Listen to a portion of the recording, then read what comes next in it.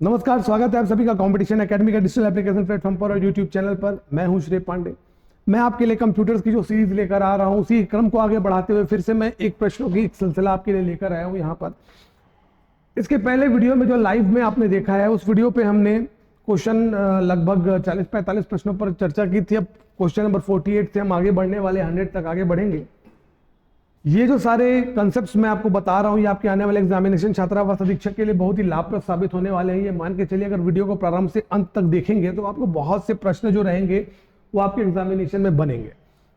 नए नए कंसेप्ट के साथ में कुछ प्रश्नों के प्रारूप जो मैं लेकर आ रहा हूं, उससे आपको एक आइडिया बनते चला जाएगा कि किस प्रकार के प्रश्न आपको एग्जामिनेशन में देखने को मिलेंगे, है कि नहीं। अभी लाइव स्ट्रीम में कुछ प्रॉब्लम आ रहा था, इस वजह से मैं इसको रिकॉर्डेड फॉर्म में आपके सामने में लेकर आया हूं और प्रॉपर आपको वीडियो देखना है। जो स्टूडेंट मेरे साथ लंबे समय से बने हुए हैं, उनके लिए मैं एक क्लास आगे और लेकर आऊंगा जो कि हमारे लाइव एप्लीकेशन पर चलेगी। और उस एक क्लास में मैं प्रारंभ से लेकर अंत तक कंप्यूटर को पूरा जो आपका रिवीजन है वो मैं करवाऊंगा एक ही दिन में, पूरी रिवीजन। जैसे एक मैराथन क्लास चलती है हमारी, वो 4 घंटे या 5 घंटे की हमारी क्लास रहेगी। उस 4-5 घंटे में प्रारंभ से लेकर अंत तक मैं आपको लेकर जाऊंगा और वो वीडियो मैं आपके लिए लेकर आऊंगा। वो भी कब लेकर आऊंगा, तो एग्जामिनेशन के जस्ट कुछ दिन पहले ही मैं लेकर आऊंगा, ठीक है कि नहीं, ताकि फ्रेश आप चीज़ों को पढ़ें और आगे आप उस पर आप अपनी क्या करेंगे, हम लोग चर्चा करेंगे लाइव के माध्यम से, ठीक है कि नहीं। चलिए प्रश्नों को आगे बढ़ते हैं, प्रश्नों पर चर्चा करते हैं, एक एक प्रश्न लेकर चलते हैं। प्रश्न है हमारा स्क्रीन पर। कथनों पर विचार करिए। आई फ्रेम सबसे कम कंप्रेस होता है, पी फ्रेम पिछले फ्रेम के बदलाव को सुरक्षित रखता है, बी फ्रेम यह दोनों फ्रेम का उपयोग करता है जो प्रीवियस नेक्स्ट होते हैं, पी फ्रेम का अर्थ प्रीवियस फ्रेम होता है। तो यहां पर आपको 4 ऑप्शन है। ये जो क्वेश्चन आए हैं हमारे फ्रेम से आए हैं, ठीक है। तो इसके पहले हमको एग्जामिनेशन में फ्रेम से क्वेश्चन दिखा था, तो इस आधार पर हमने ले लिया ताकि आपकी पूरी थ्योरी हो जाए इस प्रश्न के आधार पर। तो आई फ्रेम को इंट्रा फ्रेम कहते हैं और ये सबसे कम कंप्रेस होता है, ये कथन हमारा सही है। दूसरा, पी फ्रेम पिछले फ्रेम के बदलाव को सुरक्षित रखता है। अगर मेरे पास 2 फ्रेम है तो जो पिछले फ्रेम के बदलाव को जो पी फ्रेम है वो क्या करके रखेगा, सुरक्षित रखेगा। तो यह कथन भी हमारा सही है। बी फ्रेम, इसका फुल फॉर्म होता है क्या, बाई डायरेक्शनल फ्रेम, जो दोनों फ्रेम के उपयोग करता है और जो कि प्रीवियस और नेक्स्ट होते हैं। मतलब कि बी फ्रेम जो रहेगा वो प्रीवियस फ्रेम और नेक्स्ट फ्रेम दोनों के ही कंटेंट्स को अपने पास ओवरलैप करके रखेगा। अब यहां पर रखा हुआ है चौथा ऑप्शन, पी फ्रेम का अर्थ प्रीवियस फ्रेम होता है। ये ऑप्शन हमारा गलत है, क्योंकि इसका फुल फॉर्म होता है प्रेडिक्टिव फ्रेम, प्रीडिक्टिव फ्रेम, ठीक है। तो यहां पर कौन सा सत्य आ जा रहा है हमारा, 1, 2 और 3 सत्य है, तो ये भी हमारा आंसर आ जाएगा। अगले प्रश्न की तरफ आगे बढ़ते हैं। अगला क्वेश्चन है, मल्टीमीडिया में समाहित नहीं है टेक्स्ट, ग्राफिक्स, वीडियो और पिक्सल्स।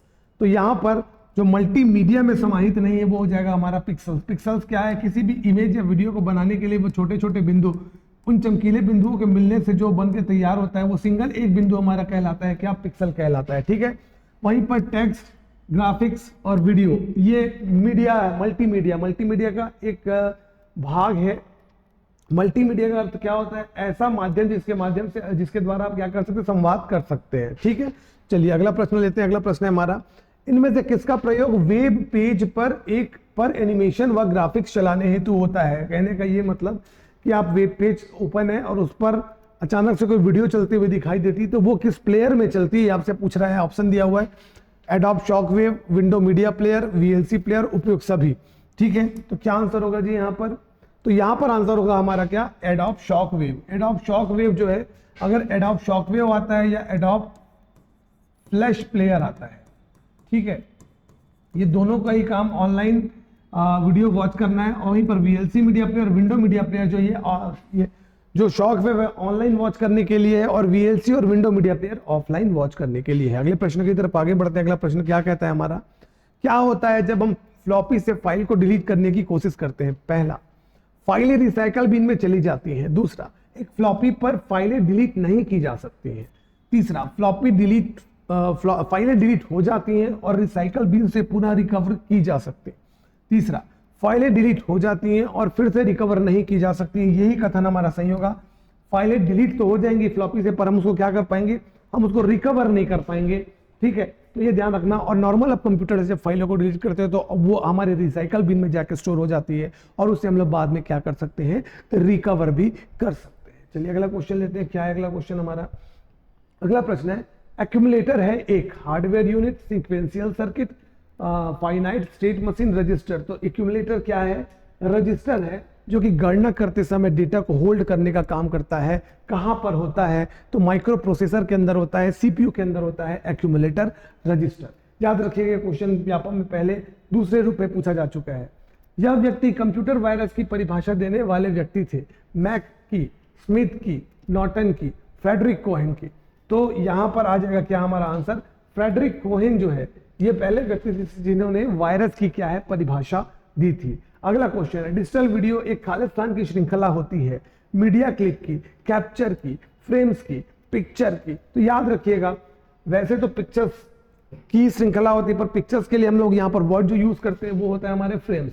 एक वीडियो है जो कई फ्रेम्स के मिलने से बनता है। मतलब आप जब वीडियो बनाते हैं तो कई स्टिल इमेज खींची जाती हैं और उसे एनिमेशन के साथ मूव करके दिखाया जाता है फ्रेम बाय फ्रेम। तो आपको लगता है कि एक प्रॉपर वीडियो आपका चल रहा है। ठीक है, अगले क्वेश्चन की तरफ आगे बढ़ते हैं। अगला प्रश्न है हमारा, कंप्यूटर बंद होने पर भी डेटा बरकरार रहता है जब आप इसमें सेव करते हैं। RAM, motherboard, secondary storage device, primary storage device. Computer बंद होने पर भी डेटा कहां पर रहेगा स्टोर? तो मतलब कि बोल रहे हैं किसके बारे में बोल रहे हैं? हमारे स्थाई मेमोरी के विषय में बात कर रहे हैं। तो यहाँ पर स्थाई मेमोरी कौन सी है जी? मदरबोर्ड कोई मेमोरी है क्या? ये तो कट गया। प्राइमरी स्टोरेज डिवाइस, प्राथमिक मेमोरी जो होती है वो लगभग अस्थायी होती है। ठीक है, एक मेमोरी जो स्थायी होती है, प्राइमरी मेमोरी होती है और स्थायी भी होती है, वो मेमोरी है हमारी रोम, रीड ओनली मेमोरी। परंतु और रैम जो है ये भी हमारी प्राइमरी मेमोरी है और वो किस प्रकार की है? हमारी अस्थायी। ठीक है, अच्छा चलो, यहाँ पर क्या की बात कर रहे हैं? स्थायी मेमोरी की। तो जितने भी सेकेंडरी स्टोरेज डिवाइस होते हैं वही हमारे स्थायी होते हैं। आंसर हो जाएगा सी। अगला क्वेश्चन की तरफ आगे बढ़ते हैं। ओवरफ्लो, थोड़ा सा गड़बड़ लिखा गया क्या? ओवरफ्लो वर्ड का मतलब है आंतरिक स्टोरेज की अधिकता, बाहरी स्टोरेज की अधिकता। एक स्थिति जहां पर रिकॉर्ड अपने सही जगह पर फिट नहीं हो पाते, फिट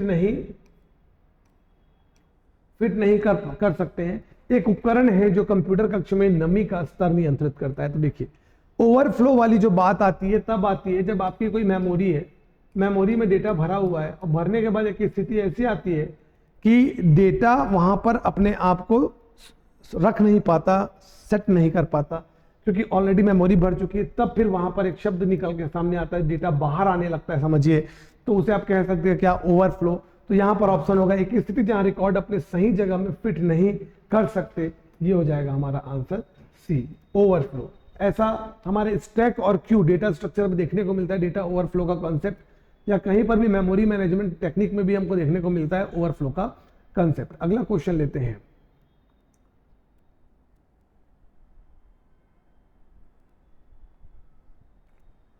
कौन सी मेमोरी अस्थिर है और केवल एक बार प्रोग्राम लिखा जा सकता है? RAM, EPROM, EEPROM, PROM. यहां पर RAM for random access memory, ये एक अस्थायी मेमोरी है, ये एक प्राथमिक मेमोरी है। कोई भी प्रोग्राम जब रन हो रहा होता है तो डेटा रैम में रहता है। EPROM, erasable programmable read only memory, एक ऐसी मेमोरी जिसकी डेटा को आप लिखते हो और उसे मिटा भी सकते हो, उसे पुनः लिख सकते हो। फिर आ जाता है EEPROM, electrically erasable programmable read only memory. यहाँ पर प्रोग्राम लिखने के लिए और प्रोग्राम मिटाने के लिए आप इलेक्ट्रिक का प्रयोग करते हो, हाई वोल्ट करंट का प्रयोग करते हो, तो वो कहलाता है ईईपीरोम। ये एक फ्लैश मेमोरी का एग्जाम्पल है। फिर बात करते हैं पीरोम, प्रोग्रामेबल रोम। जब हमारे पास नॉर्मल रोम आता है, रीड ओनली मेमोरी, ये एक प्राथमिक मेमोरी है, ये एक स्थायी मेमोरी है। ये कंप्यूटर को चलाने के लिए इसमें निर्देश लिखे होते हैं। अगर रोम ना हो तो हमारा कंप्यूटर प्रारंभ ही नहीं होगा। रोम एक बिल्ट इन मेमोरी है, इसमें डेटा सिर्फ एक बार लिखा जा सकता है और जो डेटा लिखा जाएगा उसे मिटाया नहीं जा सकता। परंतु जब इसमें हम एक बार डेटा लिख ले तो ये कहला जाएगा प्रोग्रामेबल रोम, पी रोम। तो पी रोम ये एक ऐसा रोम है जिसमें डेटा एक बार ही लिखा जाता है। ठीक है, चलिए अगले प्रश्न की तरफ आगे बढ़ते हैं। अगला प्रश्न है हमारा, एक डेटा का खालिस्तान एक डेटा का संग्रह है जो तालिका के में रिकॉर्ड की एक श्रृंखला के रूप में इलेक्ट्रॉनिक तरीके से संग्रहित किया जाता है। तो उसे हम क्या कहते हैं? तो याद रखिएगा, जब डेटा को आप एक टेबल में इलेक्ट्रॉनिक रूप से एकदम क्रमवार सिस्टमेटिक जमाते हैं तो उसे हम कहते हैं क्या? डेटाबेस कहते हैं। ठीक है, चलिए अगला क्वेश्चन लेते हैं। अगला प्रश्न है हमारा, जब आप डॉक्यूमेंट, ग्राफ और चित्र बनाते हैं तब आपका कंप्यूटर खाली स्थान में डेटा धारण करता है। File restore, backup drive, clipboard, memory, सीधी सी बात है, सामान्य मेमोरी में डेटा रहता है भाई हमारे, है ना। चलिए अगला क्वेश्चन है, खाली स्थान छोड़कर सभी रिमूवेबल मीडिया में शामिल है। ठीक है, देखो प्रश्न के प्रारूप ध्यान देंगे, इस प्रकार के प्रश्न आएंगे, ऑप्शन बदले जा सकते हैं, प्रश्न ऐसे हो सकते हैं, तो उसके लिए प्रॉपर आप तैयार रहेंगे। ठीक है, CD ROM, Diskit, DVD, hard disk drive. Removable media मतलब जिसे क्या कर सकते हैं, रिमूव कर सकते हैं, हटा सकते हैं। ठीक है, तो खाली स्थान को छोड़कर कौन सा एक ऐसा जो रिमूवेबल नहीं है, तो यहां पर आप देख पाएंगे कि हार्ड डिस्क जो है वो रिमूवेबल नहीं है। अगर एक्सटर्नल हार्ड डिस्क होता तो वो रिमूवेबल होता, पर नॉर्मल हार्ड डिस्क लिखा हुआ है इसलिए रिमूवेबल नहीं है। वहीं पर सीडी रोम, सीडी वो रिमूवेबल है। डिस्केट, डिस्केट हम फ्लॉपी को डिस्केट कहते हैं, तो फ्लॉपी भी रिमूवेबल है, डीवीडी भी हमारा रिमूवेबल होगा। चलिए अगले प्रश्न की तरफ आगे बढ़ते हैं। कैश मेमोरी है मुख्य स्टोरेज की तुलना में छोटी और तेज। कैश मेमोरी मुख्य स्टोरेज की तुलना में छोटी है और तेज है। मुख्य स्टोरेज से भी बड़ी और धीमी है। मुख्य मेमोरी की तुलना में छोटी है लेकिन धीमी है, मुख्य मेमोरी से भी बड़ी है और तेज है। तो यहां पर देखिए कैश मेमोरी से क्वेश्चन, सबसे पहली बात, मुख्य स्टोरेज की तुलना में छोटी और तेज है, तो कैश मेमोरी छोटी और तेज तो भैया हमारी होती ही है, इस पर विचार करेंगे। अगला प्रश्न देखते हैं, मुख्य स्टोरेज से भी बड़ी और धीमी होती है, तो धीमी वाला कंसेप्ट है वो तो हमारा कंसेप्ट हो जाता है गलत, क्योंकि ये तीव्र होती है। ठीक है, मुख्य मेमोरी की तुलना में छोटी लेकिन धीमी होती है। ठीक है, तो मुख्य मेमोरी, अब यहां पर देखिए कैश मेमोरी की बात कर रहा है, तो कैश मेमोरी जो है ना वो तो हमारी खुद मुख्य मेमोरी के अंदर में शामिल है। ठीक है, परंतु यहां पर मुख्य मेमोरी या मेन मेमोरी किसको बोल रहा है, अब यहां पर बोल रहा है कि रजिस्टर की बात कर रहा है। ठीक है, रजिस्टर की बात कर रहा है। ठीक, मुख्य मेमोरी की तुलना में छोटी है लेकिन धीमी है, कथन गलत। मुख्य मेमोरी की तुलना में बड़ी है और उससे धीमी है। ठीक है, मुख्य मेमोरी से भी बड़ी है और तेज है, तो मुख्य मेमोरी से बड़ी तो है परंतु तेज नहीं है, मुख्य मेमोरी सबसे ज्यादा तेज है। तो मुख्य स्टोरेज की तुलना में छोटी है और तेज है।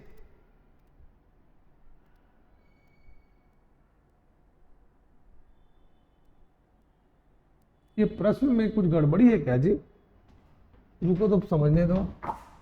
मुख्य स्टोरेज किसकी बात कर रहे हैं, मुख्य स्टोरेज की तुलना में छोटी है और तेज है, कैश मेमोरी।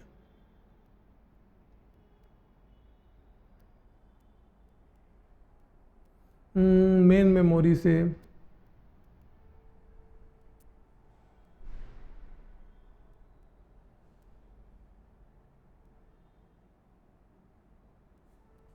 ये प्रश्न में गड़बड़ी लग रहा है क्या यार मेरे को,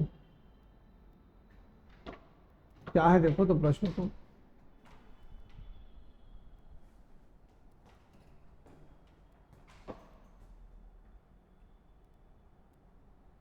गड़बड़ तो है गुरु इस क्वेश्चन में।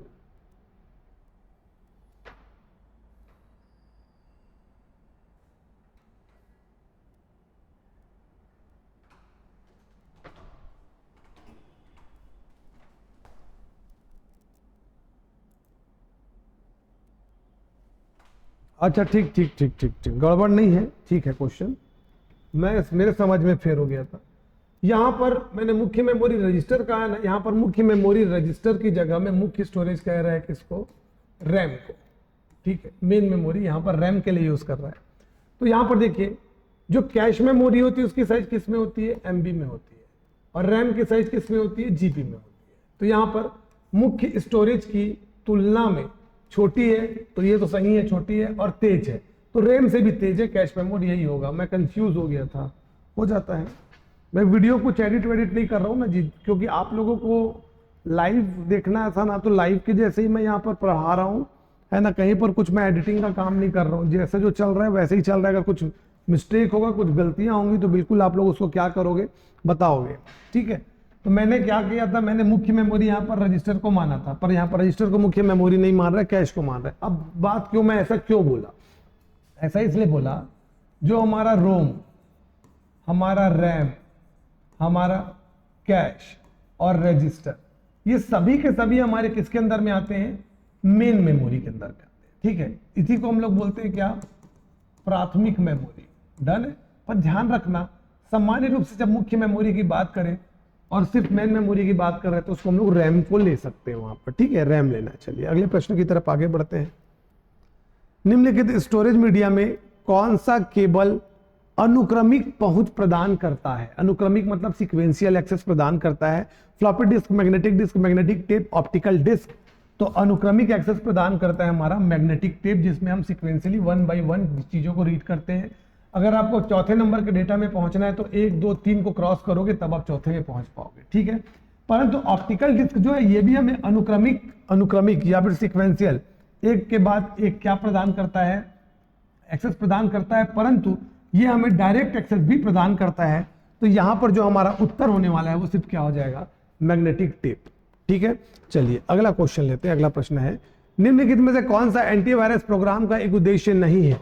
किसी भी चिन्हित वायरस को हटाना, वायरस का नाम कॉपी करना और निरीक्षण के लिए माइक्रोसॉफ्ट को भेजना, वायरस पाए जाने पर सूचित करना और वायरस को सर्च करना। तो ध्यान देना, सारे काम तो है, वायरस को सर्च भी करता है, वायरस पाए जाने पर सूचित भी करता है, किसी भी चिन्हित वायरस को हटाता है और वायरस का नाम कॉपी करके निरीक्षण के लिए माइक्रोसॉफ्ट में भेजना, ये गलत है, यही हमारा उत्तर है। तो माइक्रोसॉफ्ट में नहीं भेजता, वो जिस भी कंपनी का एंटीवायरस होगा वो अपनी कंपनी के सर्वर में भेजने का काम करेगा। चलिए अगले प्रश्न की तरफ आगे बढ़ते हैं। अगला क्वेश्चन है हमारा, सर्वर हेतु जानकारी कलेक्ट करने के लिए जब क्रॉलर वेबसाइट को क्रॉल करता है तो उसे कोई ऐसी पेज दिखती है जिस पर कोई लिंक नहीं होता, उसे क्या कहा जाता है? एक नया क्वेश्चन, यहां से एक फैक्ट आपका तैयार होगा, उसे क्या कहा जाता है? तो उसे कहा जाता है, ऑप्शन में दिया हुआ है, dead and page, absolute page, blank page, doorway page. उसे कहा जाता है डेड एंड पेज। जब क्राउलर कहीं पर जाता है और वहां पर वेबसाइट का नाम तो लिखा दिखाई देता है पर उसके अंदर कोई लिंक नहीं होती है, तो उसे हम लोग कहते हैं क्या, डेड एंड पेज। अगला क्वेश्चन लेते हैं, विंडोज के विषय में निम्नलिखित कथनों पर विचार कर सही विकल्प का चयन करिए। ठीक है, 2 विकल्प यहाँ पर है, 2 नेक्स्ट पेज में होंगे, तो यहाँ पर से विकल्प को देखते हुए चलते हैं। प्रकाशिकीय मेमोरी में रीड हेड का सीधा संपर्क सतह से होता है, मतलब कि ऑप्टिकल डिस्क की बात कर रहे हैं और रीड राइट हेड की बात कर रहे हैं। तो याद रखिएगा, जो हमारा सीडी एक ऑप्टिकल डिस्क है और डेटा को रीड करने के लिए ये लेजर किरणों का प्रयोग करता है और वो सीधे संपर्क नहीं रखता, किससे, सीडी के सतह से सीधे संपर्क नहीं रखता, वो दूर से ही डेटा को रीड और राइट करता है प्रकाशिकी माध्यम से। तो ये वाला जो विकल्प है हमारा क्या, कि प्रकाशिकी मेमोरी रीड राइट हेड सीधा संपर्क सतह से होता है, ये कथन गलत हो जाता है। चुंबकीय मेमोरी में रीड राइट हेड का सीधा संपर्क सतह से होता है, ये कथन सही है। जब आप हार्ड डिस्क को रीड करोगे तो उसके जो रीड राइट हेड रहते हैं वो सीधे हमारे ट्रैक्स और सेक्टर्स के साथ सीधे लगे हुए होते हैं, किसमें, हार्ड डिस्क में। ठीक है, तो पहला क्वेश्चन जो है हमारा ऑप्शन जो है वो गलत हो गया, दूसरा ऑप्शन हमारा सही हो गया। तीसरा ऑप्शन देखते हैं क्या कहता है। तीसरा ऑप्शन कहता है हमारा, इलेक्ट्रॉनिक मेमोरी में रीड राइट हेड का प्रयोग नहीं होता है, यह कथन भी सही है। ये डायरेक्ट एक्सेस मेमोरी अपने एड्रेस के आधार पर पढ़ी जाती है, तो यहां पर भी हमारा इलेक्ट्रॉनिक मेमोरी में रीड राइट हेड का प्रयोग नहीं होता है, कथन सही है। ऑप्टिकल मेमोरी इलेक्ट्रॉनिक मेमोरी से कम दाम की होती है, तो ऑप्टिकल मेमोरी मिलती है, अगर मैं सीडी डीवीडी खरीदता हूं तो आपको 20 रुपए में मिल जाएगा, वहीं पर इलेक्ट्रॉनिक मेमोरी आपका पेन ड्राइव या फिर SSD ये महंगी है। तो ऑप्टिकल मेमोरी इलेक्ट्रॉनिक मेमोरी से कम दाम की है, कथन हमारा सही है। तो मतलब कि हमारा क्या है, जो पहला असत्य है, 2 3 4 जो है हमारे सत्य है। ठीक है, चलिए अगला क्वेश्चन लेते हैं। हैकर्स आमतौर पर खालिस्तान उद्देश्य के लिए कंप्यूटर वायरस का उपयोग करते हैं। हैकर्स किसके लिए वायरस का उपयोग करते हैं? ऑप्शन देखते हैं। ऑप्शन है पहला, लॉगिन करने के लिए, प्रत्येक उपयोगकर्ता के स्ट्रोक की निगरानी करने के लिए। तो स्ट्रोक की निगरानी करने के लिए आप क्या करते हो कि लॉगर का प्रयोग करते हो, और ये एक प्रकार का क्या है जी, मालवेयर है। डन। अगला, उपयोगकर्ता की आईपी एड्रेस और आईपी और पासवर्ड जैसी संवेदनशील जानकारी तक पहुंच प्राप्त करने के लिए भी आप मालवेयर का प्रयोग करते हो। ठीक है। अगला, कंप्यूटर सिस्टम में संग्रहित उपयोगकर्ता के सॉफ्टवेयर को नुकसान पहुंचाने के लिए, ये सही है। देखिए, जब भी इंफॉर्मेशन चुराने की बात आए, किसी की व्यक्तिगत जानकारी चुरा रहे हो या किसी की सिस्टम की निगरानी कर रहे हो, किसी के सिस्टम में अवैध रूप से घुसने का प्रयास करके उसकी जानकारी चुरा रहे हो, तब आप मालवेयर का प्रयोग करोगे। वहीं पर किसी सिस्टम के सॉफ्टवेयर को नुकसान पहुंचाओगे, उसके कोडिंग को नुकसान पहुंचाओगे, तो आप वायरस का प्रयोग करोगे। अगला क्वेश्चन लेते हैं, इनमें से कौन सा हैकिंग का तरीका नियमानुसार है और गैर कानूनी नहीं है? Hacking, non ethical hacking, ethical hacking, hacktivism. तो जब नॉर्मल बात आती है, एथिकल हैकिंग कहलाता है ये। जब आप एथिक्स के साथ हैकिंग करते हो, कानूनी तौर पर किसी व्यक्ति के लिए हैकिंग करते हो, तब वो एथिकल हैकिंग कहलाता है, ठीक है। और हैकटिविज्म का मतलब होता है कि जब आप किसी राजनीतिक संस्था से संबंधित डेटा पर वर्क करते हो और वहां पर हैकिंग का काम करते हो, उसे हम हैकटिविज्म कहते हैं।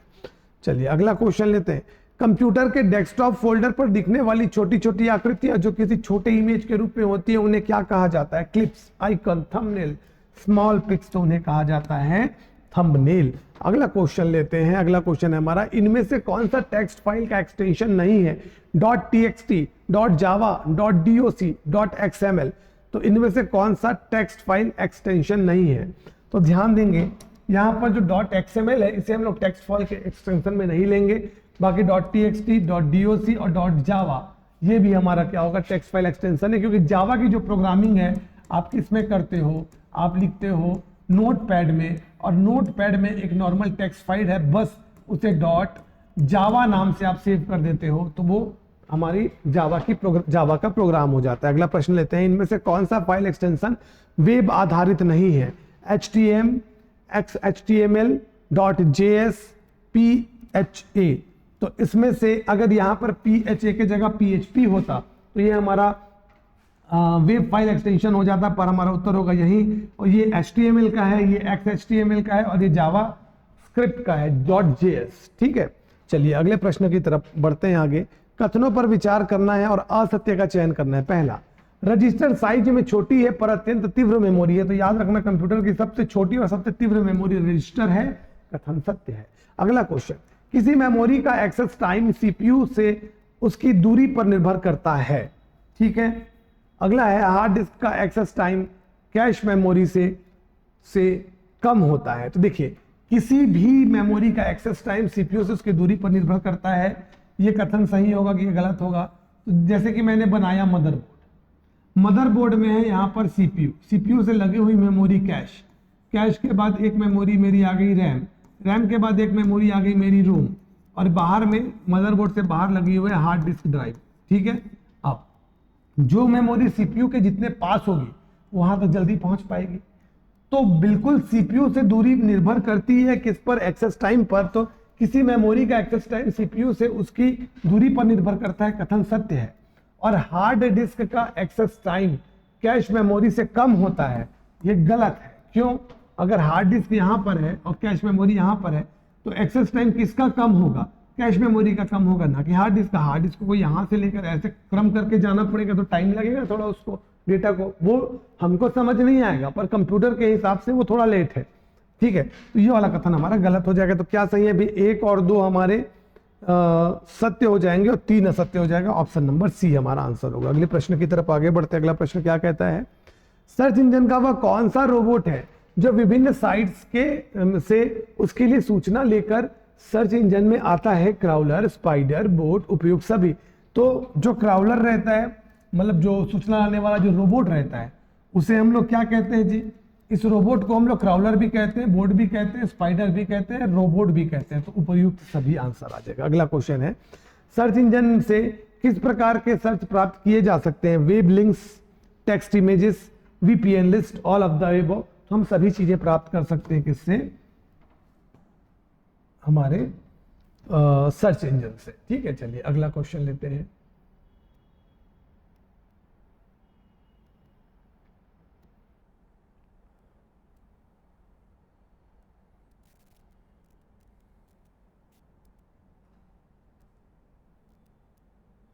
अगला क्वेश्चन है हमारा, एक वेब पेज में स्टोर लिंक जिसे बाद में आसानी से खोजने व एक्सेस करने के लिए प्रयोग में लाया जाता है, वह कहलाता है bookmark, WP link, save as link, starred link.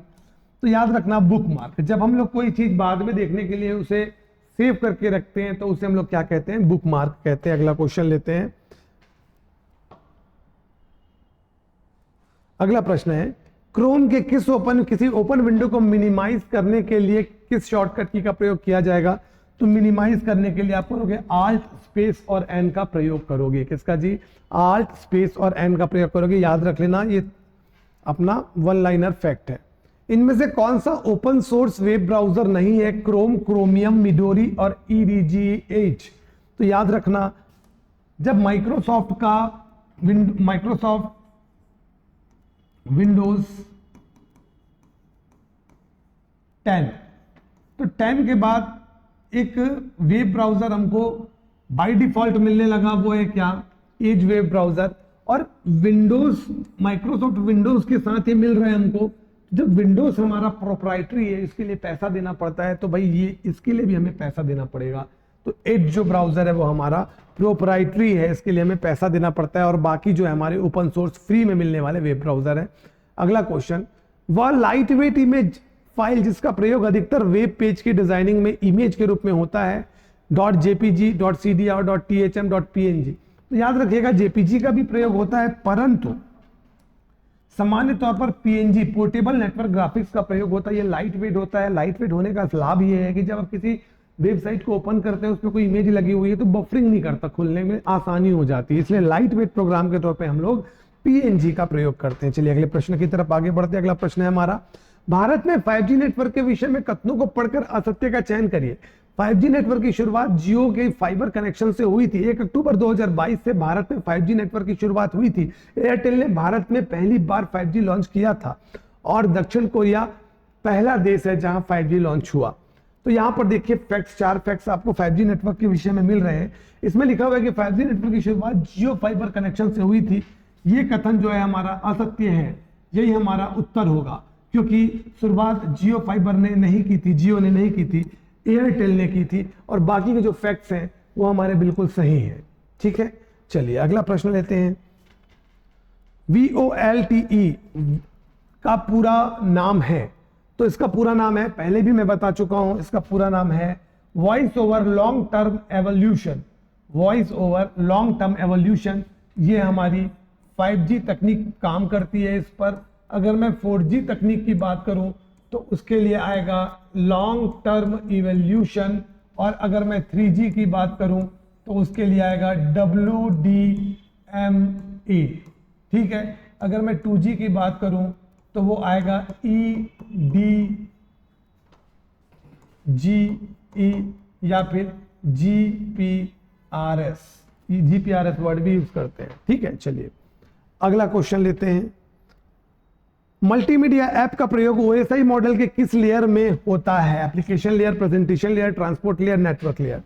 तो जब OSI मॉडल की बात आती है, ट्रांसपोर्ट लेयर क्या करता है भाई, डेटा ट्रांसमिट करने का काम करता है, ट्रांसमिट। ठीक है, प्रेजेंटेशन लेयर क्या करता है, यहां पर हमारे एनक्रिप्शन होते हैं, मतलब क्रिप्टोग्राफी काम करती है। नेटवर्क लेयर में क्या होता है, IP एड्रेसिंग होती है। ठीक है, डेटा को IP एड्रेस देता है। और एप्लीकेशन लेयर में आप क्या करते हो, क्या है, मल्टीमीडिया एप्स का प्रयोग करते हो। ठीक है, चलिए अगला क्वेश्चन लेते हैं। इनमें से कौन सी एजेंसी है जो किसी वेबसाइट को डोमेन व स्पेस प्रदान करती है? ICANN, IANA, IETF, IRTF। तो यहाँ पर जो चारों संस्थाओं का जो नाम लिखा हुआ है, चारों संस्था कहीं ना कहीं इंटरनेट से संबंधित है, इंटरनेट के संचालन से संबंधित है। यहाँ पर जो ICANN है, ठीक है, internet corporation for assign name and number, इसका ही काम होता है क्या कि ये हमको डोमेन और स्पेस प्रदान करती है, डोमेन नेम प्रदान करती है, डोमेन स्पेस प्रदान करती है।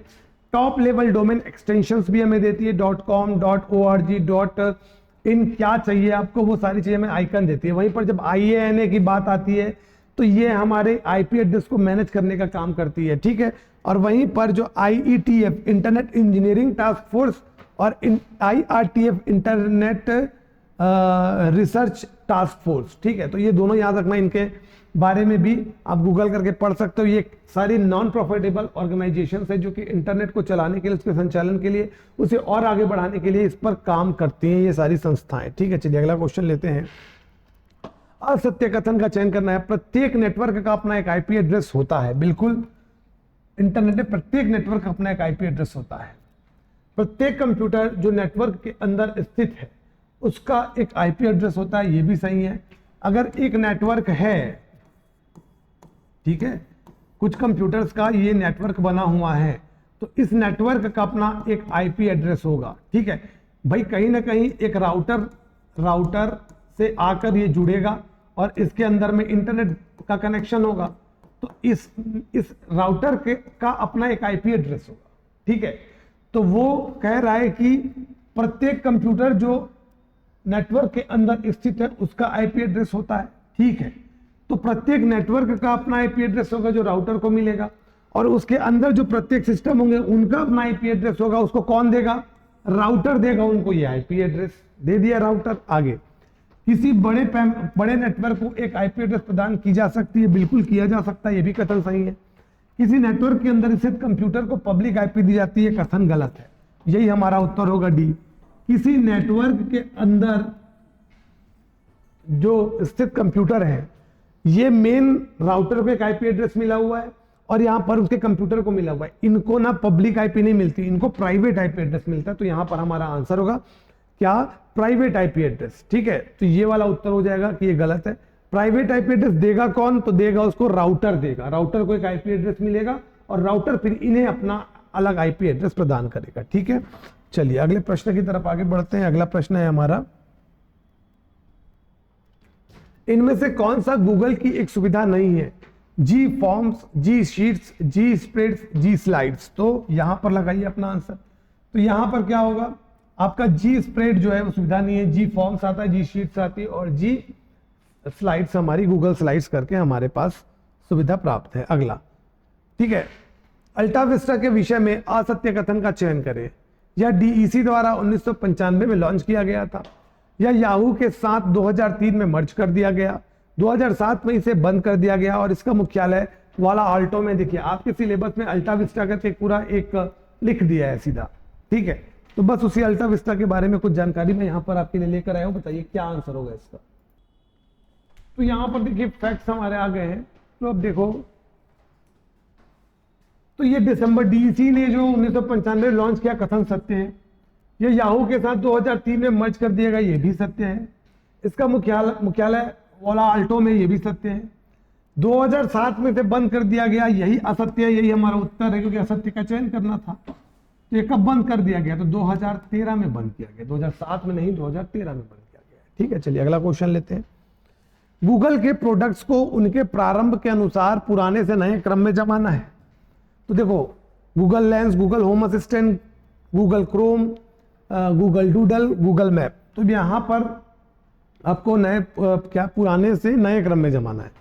तो सबसे पुराना तो आपका यही हो जाएगा भाई, गूगल डूडल 1998 में आएगा। ये गूगल के सर्च इंजन लॉन्च होने के बाद ही आएगा।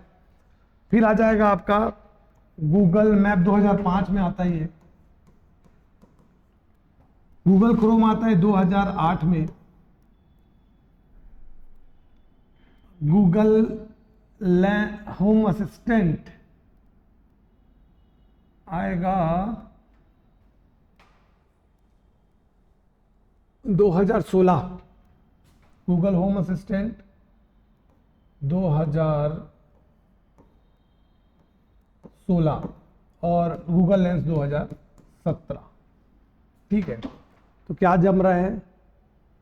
बी 2, 4, 5, 3, 1, बी हमारा आंसर, ठीक है। चलिए याद रखिए, यह एक वेबसाइट होती है जिसमें व्यक्ति अपनी सलाह, राय, इमेज, वीडियो, लिंक शेयर करता है, वह कहलाता है blog, vlog, portal, none of this.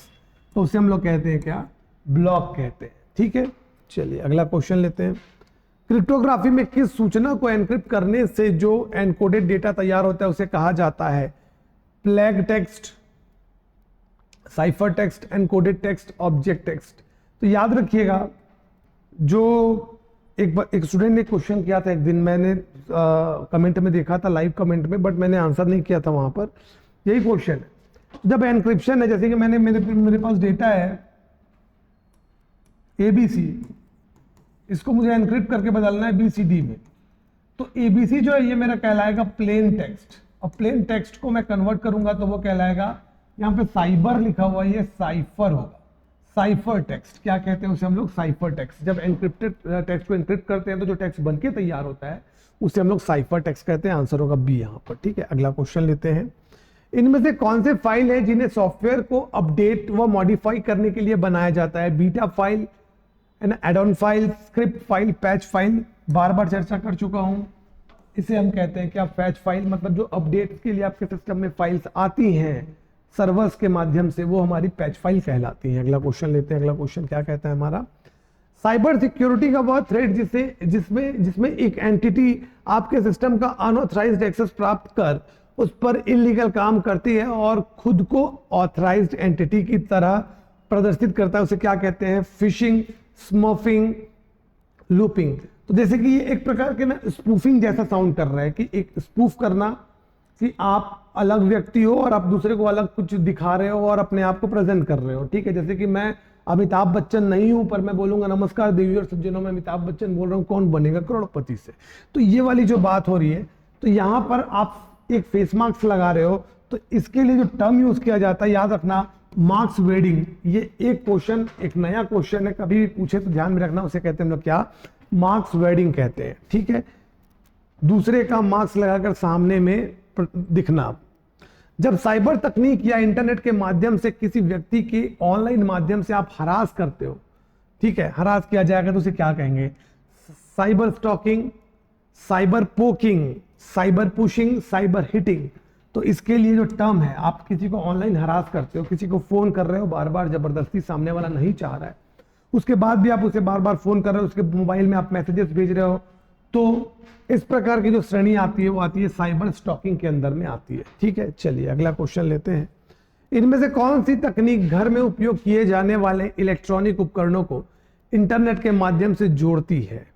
Connector, modem, transducer, IoT। तो इसे कहा जाता है इंटरनेट ऑफ थिंग्स, IoT कहा जाता है, जिससे आप अपने घर के डोर्स को, अपने घर की लाइट्स को, अपने घर के किसी भी डिजिटल इक्विपमेंट, इलेक्ट्रॉनिक इक्विपमेंट को अपने मोबाइल के साथ, अपने कंप्यूटर के साथ कनेक्ट कर सकते हैं और उसे वहां से हैंडल कर सकते हैं, इंटरनेट ऑफ थिंग्स। ठीक है, चलिए अगला क्वेश्चन लेते हैं हम। अगला प्रश्न है हमारा,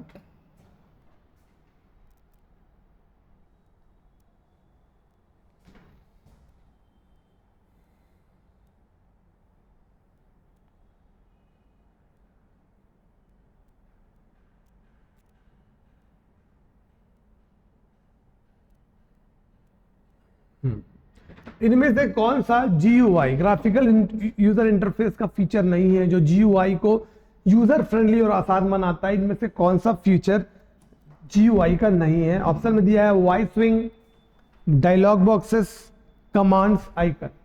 तो भाई जब आप माइक्रोसॉफ्ट विंडोज यूज करते हैं तो उसमें आपको डायलॉग बॉक्सेस तो दिखाई देते हैं, ठीक है, डायलॉग बॉक्सेस आपको दिखाई देंगे, छोटे छोटे आइकन दिखाई देंगे, तो ये तो पार्ट्स हुए। कमांड्स जो है वो डॉस का भाग है, डिस्क ऑपरेटिंग सिस्टम। तो कमांड्स जब आप देके काम करते हैं तो आप कमांड लाइन इंटरफेस में काम करते हो, GUI का पार्ट नहीं है, यही उत्तर होगा हमारा। अब बात आती है वॉइस स्विंग क्या है ना? What you see is what you get, मतलब कि जो आपको कंप्यूटर में दिख रहा है उसे वैसे ही आप प्राप्त कर सकते हैं। ये भी हमारा फीचर है किसका? GUI का। सामान्य तौर पर वॉइस स्विंग का यूज किया जाता है, जैसे कि मैं माइक्रोसॉफ्ट वर्ड में मैंने कोई डॉक्यूमेंट बनाया हुआ है, तो डिजिटली आपको ये डॉक्यूमेंट जैसे दिख रहा है, इसे मैं हार्ड कॉपी में एक पेपर में प्राप्त कर सकता हूं। तो बस वही वाली बात है कि what you see is what you gate.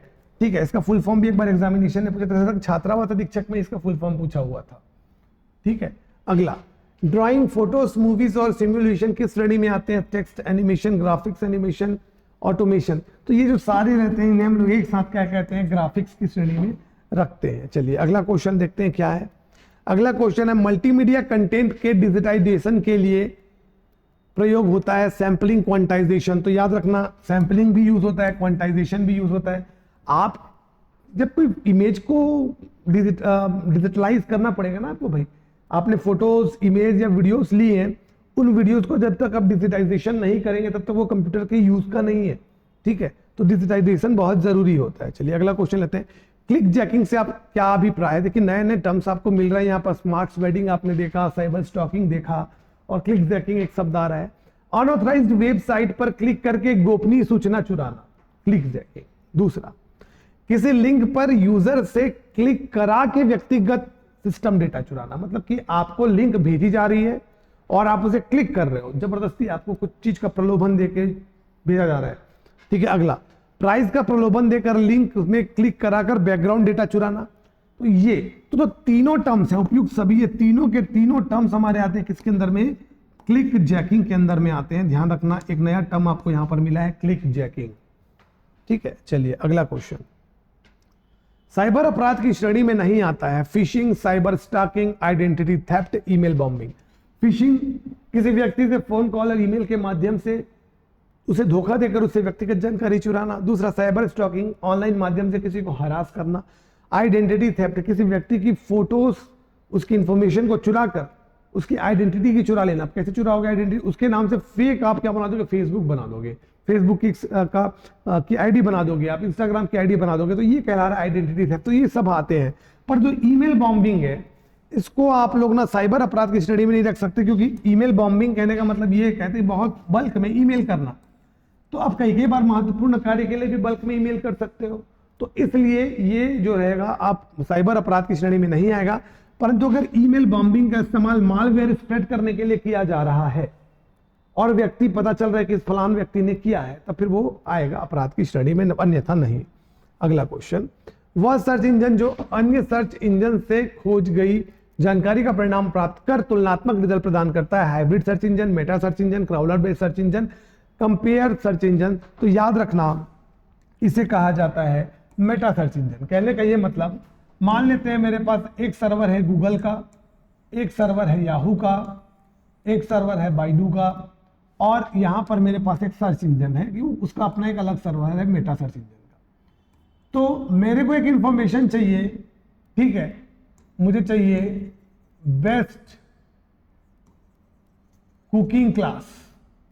तो बेस्ट कुकिंग क्लास के बारे में ये जो मेटा सर्च इंजन का जो क्राउलर रहेगा, वो गूगल से भी डेटा लाएगा, याहू से भी डेटा लाएगा, और बाइडू से भी डेटा लाएगा, और कंपेयर करके कौन सी क्लासेस ज्यादा अच्छी हैं और किस किस कीमत पर हमें प्राप्त हो रही है, उसकी अलग अलग जानकारी, एक ही चीज के बारे में डिफरेंट जानकारी देगा। तो वो कहलाएगा हमारा मेटा सर्च इंजन। ठीक है। गूगल जो है वो भी हमको लिंक्स देता है, पर मेटा सर्च इंजन जो रहता है वो एक ही चीज के बारे में डिफरेंट हमको ऑप्शन प्रोवाइड करता है। गूगल भी कुछ कुछ मेटा सर्च इंजन जैसे काम करने लगा है। विश्व का पहला मेटा सर्च इंजन कौन सा है? Archie, meta spider, meta crawler, metaverse. तो याद रखना, नॉर्मल सर्च इंजन अगर बोलेगा विश्व का पहला, तो वो कौन सा हो जाएगा? आर्ची हो जाएगा। लेकिन अगर मेटा सर्च इंजन बोलेंगे तो होगा मेटा क्राउलर। कब बनाया गया था? तो 1995 में बनाया गया था। ठीक है। चलिए अगला क्वेश्चन लेते हैं। इनमें से कौन सा सर्च इंजन में सर्च टर्म ऑपरेटर के रूप में प्रयोग नहीं किए जाते हैं? एंड और वाई नॉट। तो इसमें से हमारा वाई जो है ऑपरेटर के तौर पे प्रयोग नहीं किया जाता। एंड के लिए हम प्लस का निशान प्रयोग करते हैं, और के लिए हम पाइप्स का निशान प्रयोग करते हैं, और नॉट के लिए हम डैश का निशान प्रयोग करते हैं। ठीक है। ये सर्च टर्म ऑपरेटर हम सर्च इंजन में लिख कर चीजों को सर्च करने के लिए करते हैं। अगर मुझे दो चीजों को सर्च करना है तो मैं डबल इन्वर्टेड कॉमा में पहला कीवर्ड लिखूंगा, प्लस डबल इन्वर्टेड कॉमा में दूसरा कीवर्ड लिखूंगा, तो मुझे ऐसे पेजेस मिलेंगे जिसमें पहला कीवर्ड भी हो और दूसरा कीवर्ड भी साथ में हो। तो ये होता है हमारा सर्च टर्म। ठीक है। अगला आखिरी प्रश्न, इनमें से कौन सा वह प्रकार जो स्थायी रैम के रूप में प्रयोग किया जाता है? FE RAM, NV RAM, SD RAM, ANB both. ठीक है। तो याद रखना, FE रैम का फुल फॉर्म होता है फेरो इलेक्ट्रिक रैम, और NV का रैम का मतलब होता है नॉन वोलाटाइल, मतलब कि स्थायी रैम। ठीक है। और फेरो इलेक्ट्रिक रैम ही एक स्थायी रैम है। तो उत्तर हो जाएगा क्या? A और B दो। अभी तक हमने देखा है कि रैम अस्थायी होते हैं, परंतु आज के समय में स्थायी रैम भी प्राप्त हो चुके हैं। और ये जो फेरो इलेक्ट्रिक रैम है, ये एक प्रकार का नॉन वोलाटाइल रैम है, स्थायी रैम है। तो अब ये पूछा है कि इनमें से कौन सा रैम का वह प्रकार है जो स्थायी रैम है? तो FE रैम भी हमारा स्थायी रैम है, और NV रैम भी हमारा स्थायी रैम है। तो A और B बोथ आ जाएगा। ठीक है। तो यहाँ पर कुछ प्रश्नों पर हमने चर्चा की, और ये जो प्रश्न है बहुत महत्वपूर्ण होने वाले हैं। आपके एग्जामिनेशन के लिए किस प्रकार के प्रश्न आएंगे पहले से कहा नहीं जा सकता, परंतु हाल ही में जो एग्जामिनेशन में हमने प्रश्नों को देखा है, तो व्यापम ने बहुत ज्यादा पैटर्न नहीं बदला है, वो सामान्य रूप से ही प्रश्नों को दे रहा है, परंतु वो डीप जा सकता है, तो कितना भी डीप जाए हम तो उसके लिए तैयार हैं। तो आगे मैं कंटिन्यू आपके लिए वीडियो और लेकर आते रहूंगा। संडे को एक हमारा ऑफ रहेगा, उसके बाद फिर मंडे को फिर से मैं आपके लिए एक वीडियो लेकर आऊंगा, उसमें फिर से हम लोग और भी चर्चा करेंगे। आप लोगों का कहना था कि माइक्रोसॉफ्ट वर्ड और पावर पॉइंट पर मैं कोई वीडियो लेकर आऊँ, तो बिल्कुल वहां पर भी मैं वीडियो लेकर आऊंगा आपके लिए उसके लिए। और रही बात की वो जो पूरी वाली क्लास, एक लंबी क्लास जो मैं एप्लीकेशन के माध्यम से लूंगा, उसकी मैं डेट ऑफ टाइम आपको पहले 3-4 दिन पहले ही बता दूंगा, और उस क्लास को आप एक समय निकाल कर अटेंड करिएगा। आप ये मान के चलिए कि उस क्लास से आपको एग्जामिनेशन में बहुत से प्रश्न देखने को मिलेंगे, वो आपका बेस बनाएगा। बिल्कुल उस क्लास को आप अटेंड करिएगा, ठीक है। आपसे फिर से मुलाकात होगी हमारे अगले वीडियो में, तब तक बने रहे हमारे साथ हमारे यूट्यूब चैनल पर। तब तक मिलते हैं, नमस्कार, धन्यवाद।